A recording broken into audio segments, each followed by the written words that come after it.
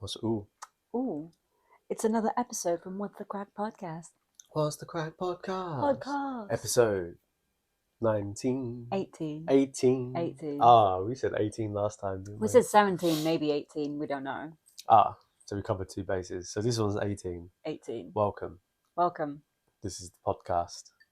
It's number 18. Come in to the fold of the podcast. Hi, Alan.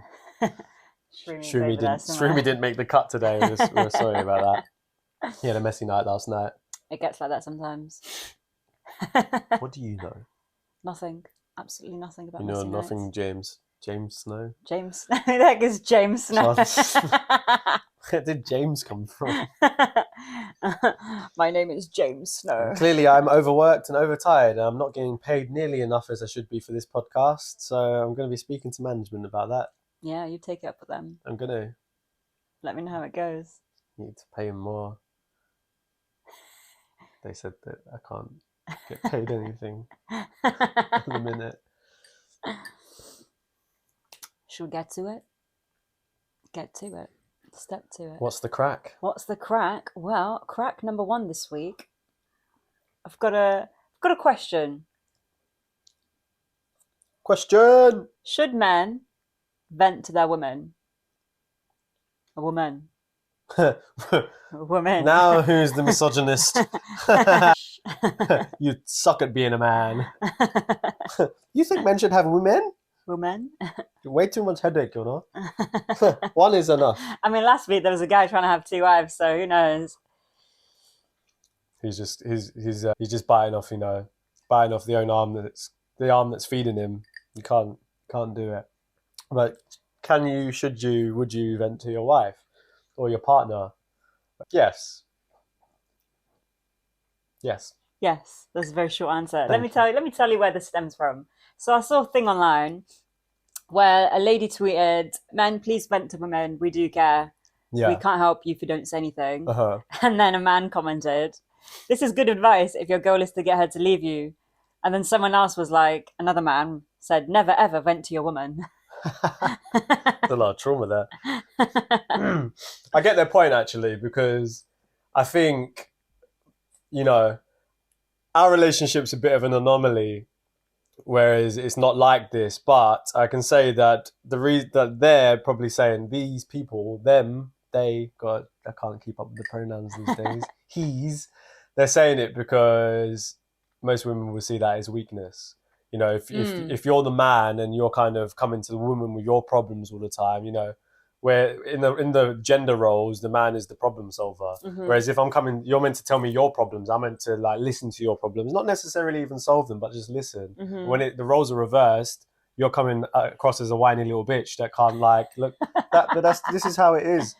You can't handle your shit. So it's like, I see where they're coming from, because they've probably opened up to women in the past, or told them their problems, and it's got thrown in their face, or the woman's ended up leaving them.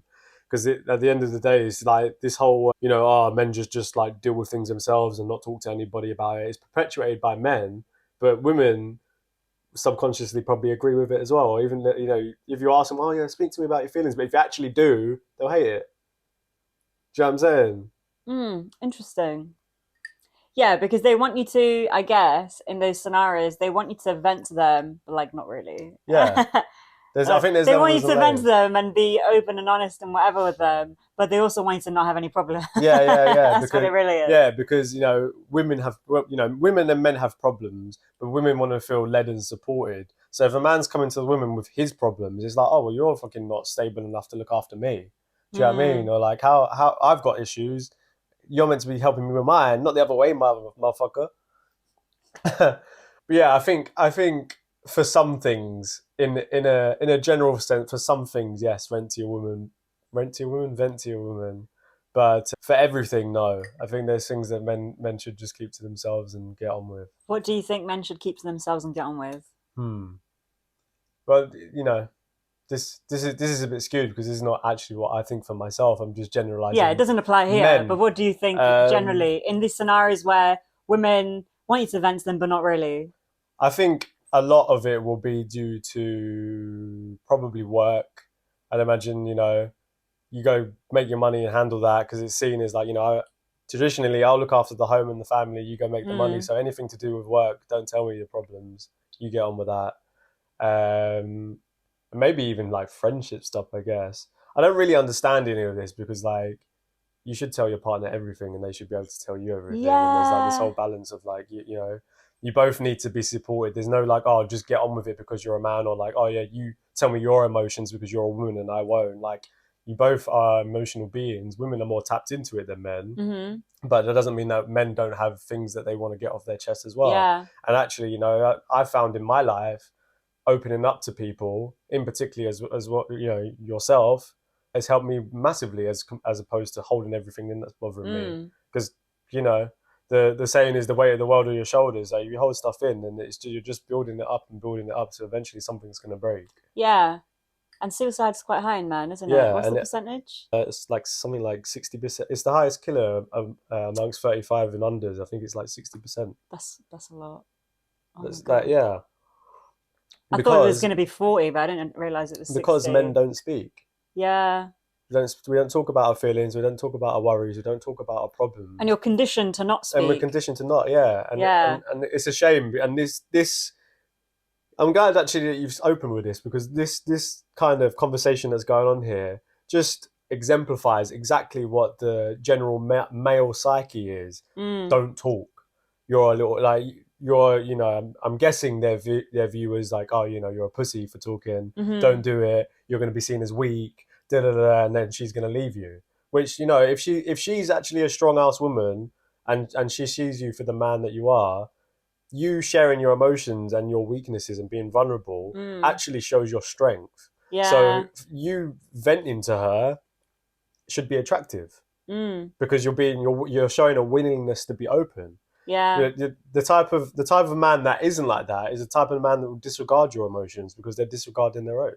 Yeah, you can't look after their own. How they're gonna exactly. So if he can't be emotionally open and available to you, but you want him to be emotionally and openly available for you, the other way around, it's not going to happen. You're just getting yourself into a fucked up, just not a relationship. It's only going to go one way, and then you're going to be wondering why. Yeah. Well, because and also I feel like when men keep their stuff in, like, okay, you might not talk about it, but like it's visible on your face. It's visible in your demeanor. It's visible, you know, in the way that you carry yourself. So like, you know, in scenarios like that, would the partner not think, what's wrong with you? Like, what's going on? What's my demeanor when something's bothering me? Your demeanor? No, I'm joking. You just get quiet and a bit withdrawn. But, you know, I can immediately tell, like, something's happening over there. What's going on, you know? But, you know, but we talk about it. Yeah. So I'll say to you, like, what's going on, etc. And there's a conversation, and then what's going on? What's happening? But, you know, in scenarios where women don't want to ask that question, or like, you know, there's not like a space for it to be discussed, you know, they might end up thinking, oh, it's obviously something to do with me. Yeah. A lot of the time. And it's got nothing to do with them. 99.9% of the time. Like, how many times has that been the case? Not to say that you're sat there thinking, oh, it's something to do with me, but it's like you think that I've got X problem or Y problem, and when I actually tell you what the problem is, you're like, oh. Is that it? I'm like, yes. Yes, the screw fell out of the drawer, and I don't know where there's another. Like, yes, I broke a teleprompter, and I've ordered another one, which is coming tomorrow, and I'm getting a refund for the one that's broken, but I'm just upset about it. Like, just shit like that. So yeah, you know, should men vent to women? Yes. I think if you want to have a healthy, open, honest relationship, and you both want to grow intellectually and emotionally, then yes, it's essential. I think the answer is 100. Yeah, I think that's like one of the main things that will help people's relationships. Yeah, is if they just talk. Just have a chat. like all the relationship therapy that you can do, all the relationship books that you can read, all the relationship seminars that you go to. The one key advice that they probably don't push enough, which everyone can implement because they all have a mouth and ears, is have a conversation. Just talk. Just talk. Just talk and don't be a dick. Don't be a dick. It's really not fucking rocket science. But what was it Jordan Peterson said actually? It was like for a relationship to be healthy, they need to spend at least 90 minutes telling each other about their about how their week's been, and it's like, yo, banter, because that's exactly what we do every week when we do our mixed circle. And secondly, it's like, yo, I bet most people don't even spend half an hour doing that. No, because like, it's just not normal, is it? It's not normal to be like, yo, babe, like, do you want to have a tea and like just tell me about your week? and plus also, I feel like, if you're working a 9 to 5 job, for example, you're working a 9 to 5 job, you leave in the morning, say like 8 o'clock, I'm assuming. You get home, say 6 o'clock. You get home, what's for dinner? Conversation, I assume, is around what we're having for dinner. Followed by like, how was your work? How's your day and been? It's small conversation. It's like small talk. It's not deep talk. Yeah. So what happens then?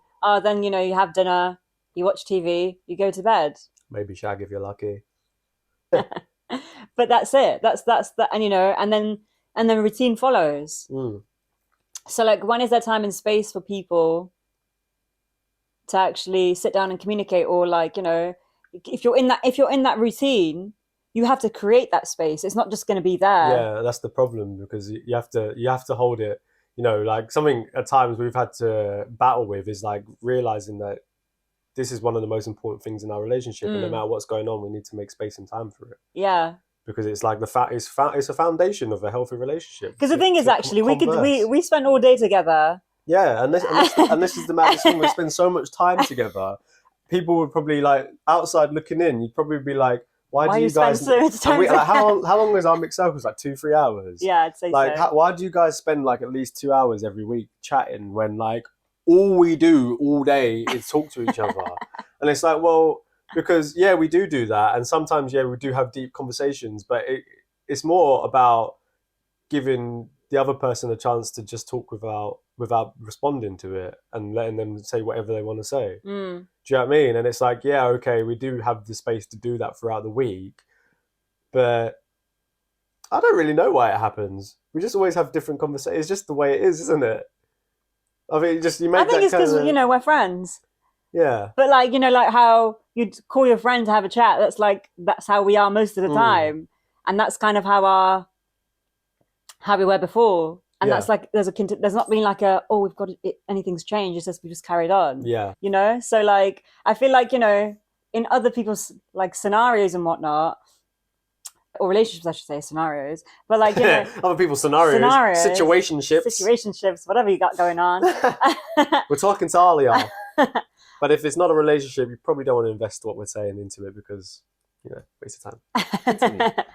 But like, for example, like, people go on dates and they get to know each other in like a different way. So that, and I have worked with people who have been in relationships for like 6 years, but they won't go to the toilet in front of their partner. They won't go to the toilet they won't go to the toilet in their own house if their partner's at home. Or like, they won't fart in front of their partner, so there's all these barriers already that they have. And I think a lot of people have that, like, these like made up barriers that they've decided, I need to have these barriers between me and my partner. Yeah. So they can't have like, so that immediately there's like a wall, but we don't really have any walls. Like, Yeah, you see me shit, you see me fart. No. And vice versa. May I add. But no, what I mean is, in like, we're friends, and I feel like a lot of people, the best friends. Yeah, but I feel like a lot of relationships that I've seen, that's not really the case. They're not a team. They're not like on the same page. They're still carrying on with like the things that they have done during dating, and they've allowed it to carry on once they're into a relationship. Like, I need to have this wall about X, Y, and Z. I can't tell this person my feelings about. Like, so there's these walls that are always there for people, from things that I've observed anyway. But I guess one of the reasons for that is like a willingness and ableness to be vulnerable in front of your partner. It ties down to the whole like venting to your girlfriend situation. Being open and vulnerable isn't just about like telling them your problems and your emotions. It's about like, letting them see you naked. And I don't mean that like just in the physical, emotionally as well, like just completely naked. Like, yo, this is who I am, unapologetically. And that's it. Don't hold anything back, and then and be willing for them to either accept or reject you. And that's what it boils down to, because that the whole toilet thing, sounds trivial, and it's like, oh, like, maybe they're just embarrassed or shy. But why? 6 years though, you've had a Yeah, baby. yeah. But this is the thing. But why are you embarrassed? What are you scared of? Your partner seeing? What you think, like Smelling your they're gonna poo. smell your poo and be put off? What do you think he does when he walks into the toilet after you've just banged a shit? What do you think he's thinking when you're in the toilet for 15 minutes banging a shit? He knows you're banging a shit. It's like, it's not like this mysterious thing like, oh, I'm just gonna go to the fairy pixie land and I'll be back soon. And it's like, bro, like, dude, I can smell it. You've left skinny down the side. It's like, but yeah, and it's all just about, I guess, trusting your partner to, like, not judge you for being you, and just like not being so in your head about it. And also trust yourself that you've made a good choice. Yeah, I guess, you know? for real. And I think, like, this is the maddest thing, isn't it? It's like people get into relationships with people, right? That they can't be themselves around. This is what I was getting at earlier on. Like there's like you're pretending to be somebody else, and it's like, when you see these dating shows and whatnot, like what we were watching the other day, Too Hot to Handle. Too Hot to Handle, Great and show. the guy, Get us involved. what was it, Elisa? What was the blonde guy's name? Hannah. No, the guy. Oh, The blonde guy that she got with first. Hunter. So Hunter, they go on a date and he's like, oh, I know stuff about plants. And she was like, I don't really care about plants. But like, you could see in his face that he's probably actually a massive nerd. Yeah, big time. He wanted to gas about it all, and she just like poo-pooed it. Yeah, but like, and I feel like actually in real life, he's probably a super nerdy guy, or he was a super nerdy guy, grew up, went to the gym. Got pecs. Went to the gym, grew his hair a bit, and all of a sudden started getting attention. And because he got attention for these things, that's the persona that he carries. But actually, there's probably a little nerd somewhere behind him. Yeah. And I feel like a lot of the time when you watch these shows, you can kind of see like some of these people popping up, especially in Too Hot to Handle. It's happened in previous seasons where there's like some proper weirdos on it, but like you can tell actually you're just pretending to be somebody that you're actually not. And I think that's quite common, especially in today's society. Like, go on people's frigging social medias, like no one's actually their social media. It's true. So I'm at, and also remember that chick that I met up with, because I was giving her an outfit and she was like, oh, I'm so sorry, I don't have makeup on. Oh yeah. And I was just like, relax, girl. Like, I don't care. I'm not trying to kiss you. But also, yes, okay, yeah, I do follow your account. But like, so what if you look like this is what you look like? Why do you think she apologized to you? Well, it wasn't so much of an apology as much as like bringing attention to the fact that she wasn't dolled up. Yeah, but I don't know. Probably because she felt like she needed to constantly look how she does on social media, and she didn't. So it's like, oh, I'm sorry, I'm not like keeping up appearances. You know what I mean? It was a weird interaction. I was just like, what are you talking about? You look great. Why do you think she apologized? No, yeah, I guess for the same reason. Like, either she wanted, like, it's more. I guess it's more drawing attention to the fact that she's not made up or how she usually looks, and probably is feeling a bit insecure about it because it's not generally probably how she likes to be seen in front of people. Yes, because I think when I was messaging her, she mentioned that she wasn't dolled up, and then she kind of said it when I was face to face, and I was like, "You're being drama queen. You look great." Like, but even so, like, doesn't matter. Like, like that's what you look like. It's not a business meeting. We're not going out to dinner. But that's the effect of like, oh, I need to always have this like persona. Yeah. And I think with the addition of social media now, people can pretend to be whoever the heck they want, and because they can pretend to be whoever they want to, that carries on potentially when they meet people. Because say for example, like most people, like where do they in society now? Most people probably end up dating people they've met online. Especially with dating apps, you've got social media, etc., etc. So say for example, if you're messaging a girl online and she looks like the girl that I'm talking about, like always done up, always like dressed up, extensions, lashes, nails, a lot, then you as the man would expect her to probably always look that way, and she would probably think, I need to always look this way, even though that's only what you look like for social media. Yeah. So or like if you're going out, yeah, exactly, gonna have your picture taken. So Transformers, man. Yeah, it really is. It really is. But that's kind of that I imagine that carries on like Yeah, through the extension of their relationship. yeah. I'm looking forward to like the era because I do believe everything comes back around eventually. Like even a couple of celebs and influencers are taking out like the lip fillers and stuff. Not that I think they're going back to what they used to look like, but it's a step in the right Mm. direction. But I feel like this whole makeup thing is going to get back to the point where it's like where women can wear makeup, but in the act of wearing makeup, they you know it's not very obvious that they're wearing makeup, or at least if it is, it's like you still look like the same person, Yeah. as opposed to like let me just wipe off your face, because that's often what they refer to. Oh, let me just put my face on. Yeah. Do you know what I mean? Like imagine wake up in the morning and you're going out to see your friends, and before you do that, you're thinking in your head, oh, I just need to put my face on. You're consciously saying to your mind that you're going to put a mask on Yeah. and be someone else. Yeah. Like, bruv.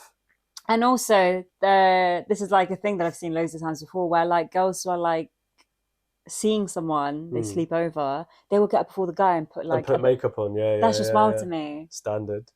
Like what? Like who does that? Like it's okay to look like what you look like. People that don't like the way that they look, sadly, when they're probably beautiful without it. Do you know what I mean? And most of the time, the makeup ain't doing you any favors. But yeah, so I'm waiting for that era where makeup becomes less of a thing and everyone I just think kind it's of coming, to be embraces. honest. I think it's coming. I think I don't wear any makeup anymore. yeah, you look great. Thanks. Yeah, I think it's coming. I think people are moving in that direction. I think especially like the younger generation, I feel like the way style and fashion is going, and I think especially with the blending of genders, Mm. that like there's a bit more of a relaxed approach to like, oh, this is how I am. You know what it is? Yes and no, though. I feel like this whole blending of genders thing. Put it this way, right? Non-binary people, right? You can tell that they're non-binary. Mm. Why? People that refer to them as they them. You can tell that's their mindset. That's what they think. Why? They all dress the same way, Mm. so they all look the same way. So like this whole drive to have no identity. Well, you found one, because how is it that me being someone that doesn't identify in the same group as you can identify you? Like, make it make sense. It doesn't. So like Mm. that, it's like you're still doing it. You might Yeah. be dressing down, you might be dyeing your hair blue or purple or pink or whatever, but you're putting yourself into the box of whatever it is that you're saying that you don't want to be a part of. But at Mm. the same time, you're looking the part, confused. And speaking of this, Dun dun dun. What you got? What you got? What you got in the locker? so this was in the news earlier on this week. It's Womb transplants will soon allow transgender women to become pregnant. How do you feel about that? Excuse me. I'll say it again. Womb transplants will soon allow transgender women to become pregnant. Now, I guess the question is, first of all, where are you getting the wombs? Mm. And I feel like I can answer that question. You're getting it from the kids that you're convincing to give up their wombs because they want to change gender. Yeah. So when you have gender reassignment surgery, say I'm a female going to male, they take out the womb as well. I don't know if they do that, but I imagine they can. Yeah, and then they're giving the womb Because the thing to is, you're not going to ask someone who's older to give their womb because worth it. it's not going to work in the same way. You'd want a younger one that can produce the eggs and can do Oh all of that my stuff, god. and it's not going through menopause, say. So where else are you going to get it? You're going to get it from the younger kids who want to transition into to men Nah. or male or whatever. So I'm a man. I get a womb from, let's assume, a donor, a willing donor. Not going to go down that one, but I get a womb from a willing donor, and I get pregnant. How does the baby survive in the womb? Because my body is not female. Like, surely taking artificial hormones isn't going to be enough to sustain a life inside of a womb that isn't yours. And even so, you obviously can't breastfeed because you don't have memories. So, like, is that not like child abuse? I really don't have an answer. Do you It know what I seems mean that though? Like way. that is surely to any sane thinking person, I feel at like least above everything else, that's child abuse. dogs are taking it too far. You know, I feel like you're taking it too far. Like, go figure out cancer or something. Honestly, stop trying to take people's wombs to give them to other people. It just stop it. Just stop it. There's no need. There's so many other things you could be doing with your expertise. So many other things you could be doing with your expertise. I'm just intrigued. Like, how would you even pull that off? That's what I mean. Like, Because like the space, like you couldn't put a womb inside me, surely. Like, where would it go? And like, if you got pregnant, it'd be a mess, surely. but that's the industry because if it's a mess, then they have a customer for life. Yeah, It's like when you get a boob job. I didn't know this, but I thought, oh, you get a boob job, that's it. You've got boobs. you got You've got boobs. boobs. Hopefully, you had boobs before that, but you know there are people that don't have boobs getting boobs these days too. Exactly, you've got boobs. Science, bitch. So I thought, cool, you've got boobs for the rest of your life now. But actually, you've got to go back for maintenance a million times. Yeah, So yeah, they've yeah. got not just the customer one time. For life. And it's the same with fillers. It's the same with Botox. It's the same with any of these industries. Same for veneers. Getting your Veneers, teeth yes. done. Oh my God, I cannot believe that. It's the same with any of these new industries that are, that are coming out. Because they're not looking for a one-time customer. They're looking for a customer for life. So yeah, I think, with the sending over the womb, what's it called? Womb transplant. That's a customer for life. Like, how amazing is this surgical procedure? You're a woman, you get ovarian cysts or suffer from PCOS or something like that. You can't have kids. So this other woman that, let's say, this isn't the amazing part, but tragically has passed away, but has signed up to have her womb donated to someone else. Mm-hmm. You get notified of this, and they transfer this woman's womb to you, so you can have a child. Mm-hmm. That's fucking amazing. Yeah. You with this, you're taking over something that could potentially happen for a woman that something like that has happened to give to a biological man that cannot be a mother. Patriarchy is right. Yo, what the fuck? And also, you know what's crazy about this? What's crazy about this is that, when you have like a kidney transplant or a liver transplant or a heart transplant, there is no guarantee that your body will take it. Yeah. You've got to take medication that destroys your immune system. Because usually what happens is your white blood cells will attack the organ. Because they don't recognize it. Yeah. And you have to do that for years sometimes. So,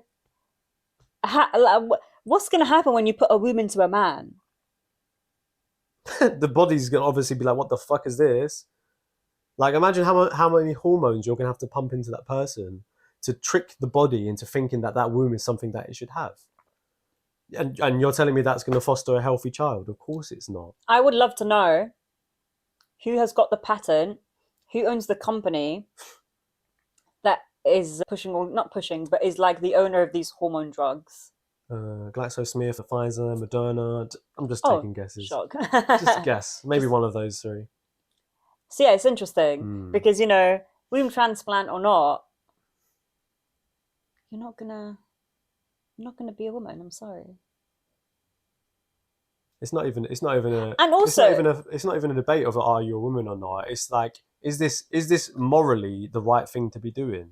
No. For the child, forget about the arguments of I want to be. If a child can even be made, like if you can conceive a child from doing this, is that morally correct to do that?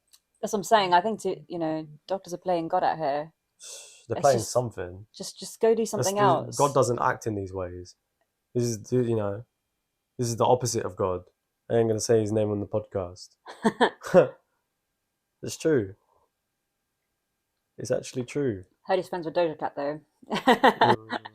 Don't get me started, man. Do you know what's actually peak? Yeah, this whole music industry thing where like all these artists shockingly are being exposed as Satanists. It's just like, it's such a shame because some of their music actually bops, and I struggle to actually listen to it at times. Like, I have to really like disconnect myself and be like, because if otherwise there's something that triggers in me, and I'm just like, I need to just like. There's so many songs on my Spotify that I've got rid of because I'm just like, nah, you're the devil. Yeah, you sold your soul. Like, and and actually, I should do it to a lot more artists in my playlist because it's like you're listening to people who have sold their soul. But not also that. You're listening to people who have sold their soul, but their music, even though you probably can't tell, you know, It's got stuff in it. has got stuff in Yeah, of it. course it has. And it's like when you watch TV and whatnot, they can flash anything onto the screen whilst you're Mm. watching it, and they can do it so quickly Yeah, yeah, that yeah. you can't see it, but your subconscious will pick it up. Mm. It's the same with music. Like you might not be able to hear something, but it's there, and your subconscious is picking it up. Mm-hmm. And the thing is, your auditory, your auditory senses is one of the best ways to program your subconscious mind. So if you can expose yourself or someone to the same repetitive thing over and over and over again, you won't consciously know it, but you're programming your subconscious. And of course, your subconscious is in control of 95% of what you are. Shit, then. So if they know that they can tap into that, then they can make you think or act or be different. This is interesting. So if that's the case, then you can probably look at certain artists and their followers should technically look or try to be like them, like dress wise, how they're behaving. I mean, yeah, you could. Let's change followers to fans. Fans. Yeah. I'm thinking of a particular artist, but I do not know his name. He's got loads of tats on his face. Blueface, baby. No, he's like smaller, younger. Sometimes wears like girls' clothes. Oh, Uzi Vert. Yes, I bet. Got a diamond in his head. I think so. Yeah. Got loads of tats. Yeah. Sometimes wears skirts. Yeah. The Uzi Vert. I bet all of his fans. All my friends are dead. Hey, push me to the edge. Not all of them. I bet a large portion of his fans have styled their senses, that fashion sense, after him. Definitely. Interesting. Music, music artists are some of the most influential people on this planet. You only have to go to a fucking Lana Del Rey concert or Adele concert to see how crazy these people, or even a Drake concert, to see how crazy these people are for these artists. It's not like, let's forget they're Satanists, right? Let's forget they've sold their soul. They're just normal people making good music. Why are you shouting and screaming at them as if you've just seen God when they walk past you? Like, I'm sorry, that is not how I would ever react to anyone. Like, do you know what I mean? Like, how have they invoked that emotion in you? How have you put them up on this pedestal so high that is your emotions when you interact with them, or at least you are in the vicinity of them? It says it all. What's the commandment? Don't bow to false idols. Why? Because you're putting up people that shouldn't be there. And then they control you. And when really they're just like you, human. Yeah. Well, you hope they allegedly. But then they end up controlling you. And most of these fans will probably, like, if the artist told them to jump, they'd be asking how high. Yeah. And it's mental. And embarrassingly, you can't even say, oh, it's just like the child fans. There's grown adults that act this way. It actually is. So what does that tell you? These people have been listening to their music.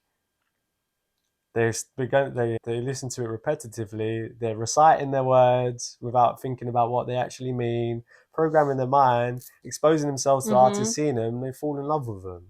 Yeah. It's all a spell. Chalk your shit. And that's why, like, despite... That was free, that was a good one. Despite what these artists do in a negative sense, people disregard it. When the evidence is there, nah, they wouldn't do that. Nah, same with like the king and queen. Yeah. It's all the same thing. It's all just brainwashing. Same with like politicians. Like everyone's just swept it under the rug that, the whole Partygate situation. But yeah, people, I guess people are just deluded, aren't they? You know what it is? When people don't have a strong belief, doesn't even have to be in a religious sense. I just mean a belief in a higher power and a source in the universe, whatever you want to call it. When you don't have like having a belief and having a strong belief are two very different things. I'm talking about people that have strong beliefs. They're not so much immune to this shit, but they're not as susceptible to it. But when you don't even have a belief, you're an empty vessel. Because if you don't believe in anything, then someone can program that space in between your ears. And if you don't have a purpose as well, to think a different way, yeah, or think the way they want you to, because you know that void is there. So you know your brain always wants to be fixated on something. yeah, It always wants to have like a project. It always wants to have a vision or a purpose, because these things actually is what keeps us alive. mm-hmm. So if you don't have these things, you don't have these beliefs, then someone's going to give them to you. Yeah. And it's interesting because what happens if someone gives you your beliefs? What happens? So essentially, if you're not thinking for yourself, then you're happy to do whatever. Mm-hmm.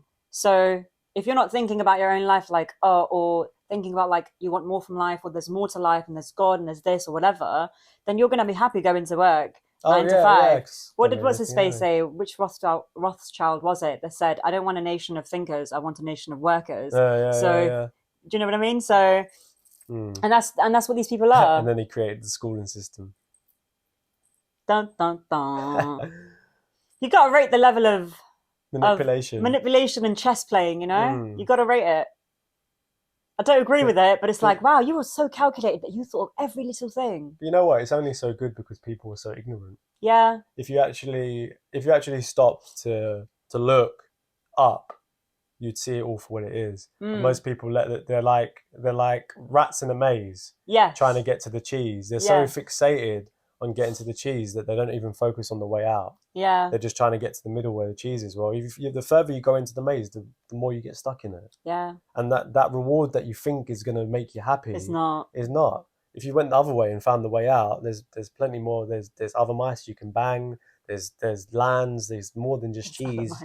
Do you know what I mean? Though it's like there's different cheeses. We focus on what's right in front of us rather than zooming out and seeing the whole picture for what it is.